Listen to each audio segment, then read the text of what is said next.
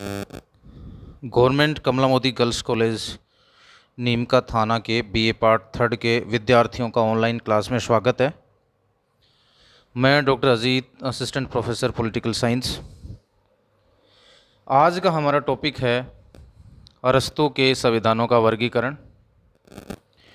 देखिए, अरस्तू ने संविधानों की जो विस्तृत व्याख्या है वो अपनी प्रसिद्ध पुस्तक पॉलिटिक्स में की है।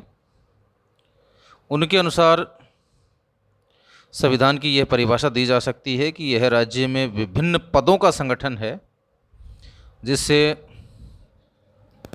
उनकी वितरण विधि को निश्चित किया जाता है, सार्वभौमिक सत्ता निर्धारित होती है तथा समुदाय और उसके सब सदस्यों द्वारा स्वीकृत लक्ष्य को प्रकृति का निर्णय किया जाता है। इस प्रकार से हम ये कह सकते हैं कि जो संविधान है वो पदों का संगठन है और उसकी जो वितरण विधि है उसको निश्चित किया जाता है इसमें। इस प्रकार संविधान ही राज्य का निर्माण करता है तथा शासक का स्वरूप संविधान के स्वरूप का निर्धारण करता है। अर्थात राज्य और संविधान एक ही बात है। यदि किसी एक राज्य के संविधान में परिवर्तन कर दिया जाता है तो राज्य में भी परिवर्तन हो जाता है। इसके विपरीत अरस्तू राज्य और सरकार में भी अंतर करता है। अरस्तू के विचारानुसार राज्य समस्त नागरिकों का समूह है, परंतु संविधान के अंतर्गत केवल वही नागरिक आते हैं जिनके हाथ में शासन की सर्वोच्च सत्ता होती है। अधिकारियों के बदलने से सरकार के स्वरूप में भी परिवर्तन हो जाता है, परंतु राज्य में परिवर्तन तभी संभव है जबकि संविधान में परिवर्तन हो। इसके अतिरिक्त प्रभु सत्ता का केंद्र सरकार है, राज्य नहीं है। अरस्तू संविधान को राज्य के निर्माण अथवा अंत में बहुत महत्वपूर्ण मानते हैं।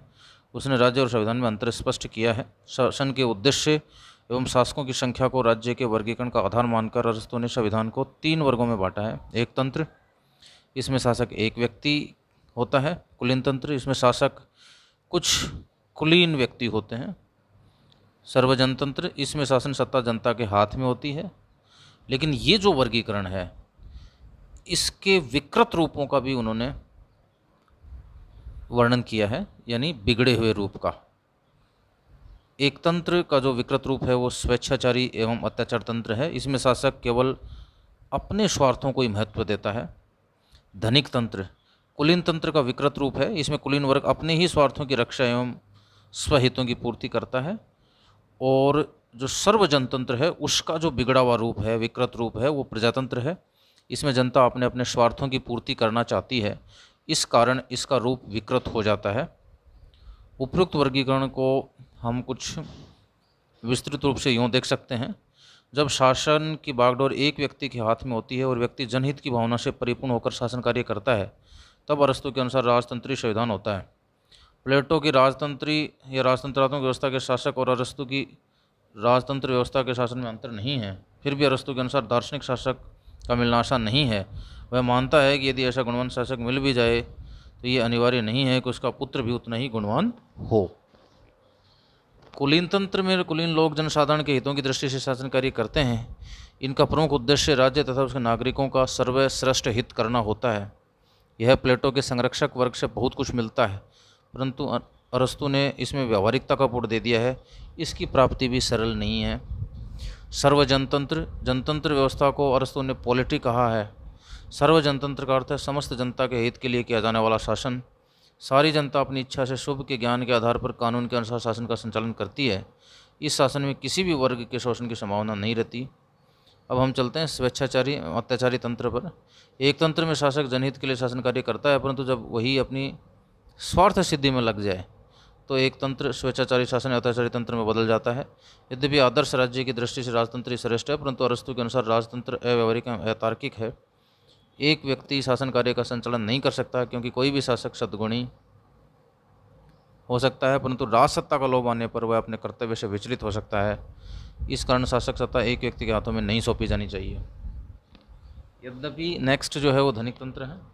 यद्यपि कुलीन तंत्र ने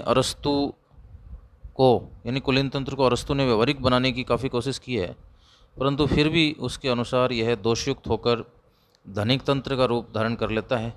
इसमें शासन करने वाले कुलीन व्यक्ति जनहित की अवहेलना कर मात्र अपने स्वार्थों की पूर्ति पर ध्यान देते हैं। प्रजातंत्र, जनतंत्र में शासन का कार्य सबको करना पड़ता है, परंतु अरस्तू के अनुसार देश में गरीबों की संख्या अधिक होती है और शासन सत्ता उनमें पहुंचने पर दोषयुक्त हो जाती है। इस दोषयुक्त रूप को ही अरस्तू ने प्रजातंत्र या डेमोक्रेसी का नाम दिया है। अरस्तू के शब्दों में शासन का कार्य केवल निर्धन व्यक्ति के हाथ में पहुंच जाता है, जो सार्वजनिक हित का ध्यान न रखकर शासन कार्य के हित में शासन कार्य अपने हित में करते हैं। अर्थात ऐसी व्यवस्था जिसमें स्वतंत्रता का ध्यान में रखकर शासन का कार्य सुचारू रूप से किया जाता है उसे प्रजातंत्र संविधान कहा जाता है। व्यवहारिक दृष्टि से अरस्तू ने प्रजातंत्र व्यवस्था को भी उचित ठहराया है, क्योंकि इसमें जनता द्वारा शासन कार्य सर्व कल्याण को आधार बनाकर चलाया जाता है। अरस्तू के अनुसार उपयुक्त व्यवस्थाएं स्वयं परिवर्तित होती रहती हैं। सर्वप्रथम संविधान व्यवस्था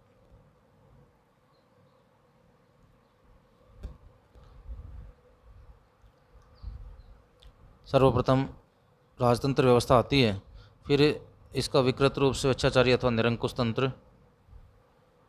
तंत्र कुलीन तंत्र को जन्म देता है, परंतु जब भी विकृत हो जाता है तब सर्वजन तंत्र कहलाता है। अंतिम चरण प्रजातंत्र सर्वजन तंत्र के बाद आता है। यह प्रक्रिया पुनः इस प्रकार चालू हो जाती है। कहने का मतलब ये रोटेशन चलता रहता है। अब हम समीक्षा पे चलते हैं। अरस्तू द्वारा किया गया राज्य संविधान का वर्गीकरण बहुत ही उलझा हुआ है, क्योंकि वह राज्य और संविधान में स्पष्ट अंतर नहीं करते हैं। सिंक्लेयर महोदय के अनुसार इस वर्गीकरण का कोई व्यवहारिक उपयोगिता तो है नहीं, क्योंकि उसका वर्गीकरण संविधान की कार्यविधि के निरीक्षण के आधार पर प्रतिष्ठित न होकर संख्या पर आधारित है। अरस्तू राज्य और सरकार में भेद स्पष्ट नहीं करते हैं, जबकि आज के समय में राज्य और सरकार में भेद माना जाता है, स्पष्ट भेद है। इस कारण उसके वर्गीकरण को राज्य या संविधान का वर्गीकरण नहीं मान करके सरकारों का वर्गीकरण मानना ज़्यादा उचित होगा।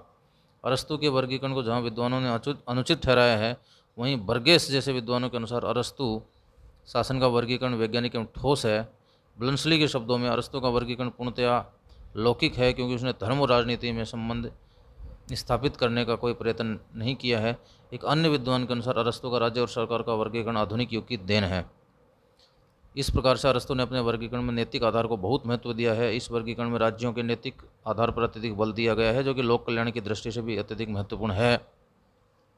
हरमन के शब्दों में अरस्तू का वर्गीकरण मुख्य रूप से न्याय पर आधारित है।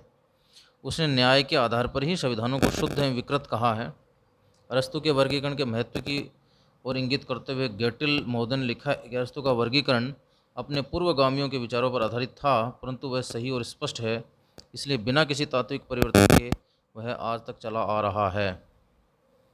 अब हम थोड़ी तुलना कर लेते हैं प्लेटो और अरस्तू के वर्गीकरण की। प्लेटो ने संविधान को 6 भागों में बांटा था: राजतंत्र, कुलीन तंत्र, कानूनी प्रजातंत्र, निरंकुश तंत्र, धनिक तंत्र और प्रजातंत्र।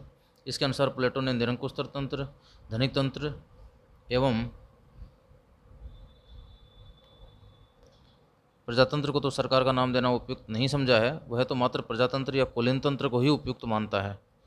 प्लेटो के दूसरे वर्गीकरण के अनुसार सरकार के 4 शुद्ध रूप हैं और 3 विकृत रूप हैं, जैसे स्टेट्समैन, आदर्श राजतंत्र, कुलीन तंत्र तथा कानूनी प्रजातंत्र, निरंकुश तंत्र, धनिक तंत्र तथा कृत्रिम प्रजातंत्र। अरस्तू के वर्गीकरण के अनुसार राजतंत्र, कुलीन तंत्र एवं जनतंत्र तथा स्वेच्छाचारी तंत्र, धनिक तंत्र एवं प्रजातंत्र आदि सरकार के ही रूप हैं।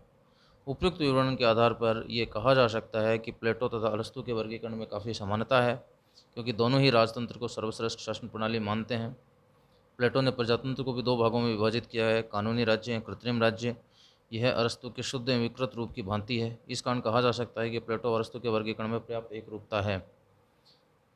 अंत में हम ये कह सकते हैं कि अरस्तू ने राज्य संविधान के वर्गीकरण का मुख्य उद्देश्य शासन के स्थान पर शासितों की आवश्यकताओं की पूर्ति करने के लिए शासन के कर्तव्यों को माना है। अरस्तू का संविधान व्यक्तियों पर किसी भी अवस्था में अंकुश नहीं लगाता है, बल्कि उनके कल्याण के लिए साधन रूप बनता है। धन्यवाद।